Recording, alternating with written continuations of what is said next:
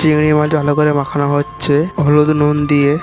হলদি butter মধ্যে দিয়ে মাছ দিয়ে ভালো করে বেঁধে দেওয়া হবে। দেখো মোড়া চলছে এবারে ভালো করে। তারপর দেখতে হচ্ছে তার দিয়ে ভালো করে বাঁধা হচ্ছে। আজকে খামড়ি করে পোড়ানো হবে, তার জন্য ভালো করে বাঁধা হচ্ছে। আজকে আমাদের মনসা পুজো বাঁধা প্রায় হয়েই আসছে ভালো করে, তোমরা সবাই দেখতে পাচ্ছ। এবার দেখো সবাই দুটোই বাঁধা হয়ে গেছে আমাদের। এবারে দেখতে পাচ্ছ আমাদের খামড়ি পোড়ানো হচ্ছে মাছটাকে, একটা হয়েই আসছে। দেখো আমাদের পুরনো কমপ্লিট হয়ে গেছে। এবারে আমরা তারটা খুলে ভালো করে মাছটা দেখাচ্ছি কারণ হয়েছে ভালোভাবে। তারটা ভালো করে বাঁধা হয়ে আছে, খুলতে দেরি হচ্ছে এই জন্য।